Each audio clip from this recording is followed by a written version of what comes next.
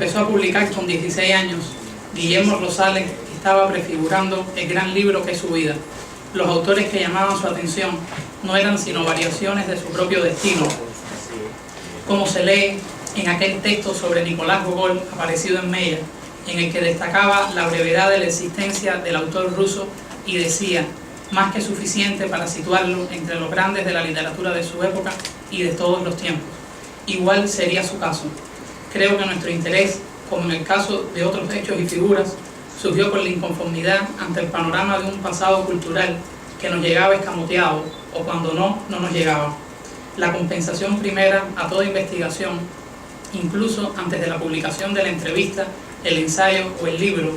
ha sido la seguridad de no habernos equivocado en la intuición del valor de una obra.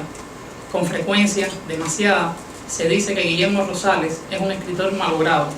pero por mucho más que prometiera, y a pesar de todas las páginas que destruyó, con 2 novelas como El juego de la viola y Boarding Home, no se puede catalogar de malogrado a nadie. La insistencia en no desatender el recorrido vital de una figura se debe a que es en esa complejidad que todos los seres humanos llevan a cuestas y que los artistas verdaderos cargan doblemente, donde está la materia prima de su trabajo. Ya en 1969, en El juego de la viola,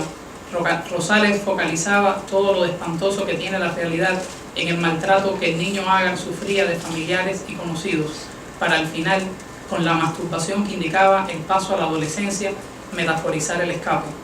Lo más parecido al amor, o sea, la promesa del sexo y el afecto, impulsarán a William Figueres a romper el encierro del Boarding Home. Si nos fijamos, el objetivo es el mismo, pero ya para 1987, quien escribe sabe que la libertad total es una quimera.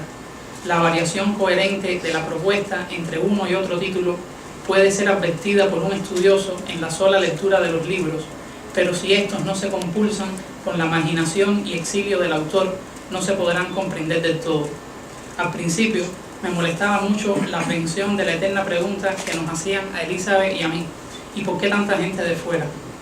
Ya hoy solo me divierte. Cuando uno cree que ha conseguido el descubrimiento, no debe hacer otra cosa que arrojarlo irresponsablemente sobre los demás sin importarle las consecuencias, aunque en blogs y websites nos lluevan las declaraciones de personas que no van más allá de sí mismos, tampoco pueden, y que hacen perdurable ese sinsentido que hemos vivido tanto tiempo de las dos orillas, de uno y otro lado, de nosotros y ustedes. Nunca me dejará de sorprender cuánto los seres humanos se dejan llevar por las circunstancias, son absorbidos por la vorágine de la historia y terminan repitiendo un mismo rol predecible y sobre todo aburrido, según los inoculados términos que pretenden rechazar. Ya lo recoge el vaticinio atribuido a Goya, y que no escarmienten los que van a caer con el ejemplo de los que han caído, pero no hay remedio, todos caerán.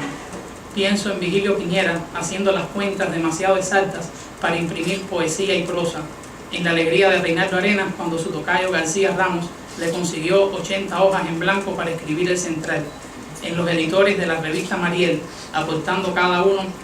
$100 para poder imprimir el magazine en el que volcarían todos los inéditos y rebeldías de su generación hasta entonces amortazadas en Cuba.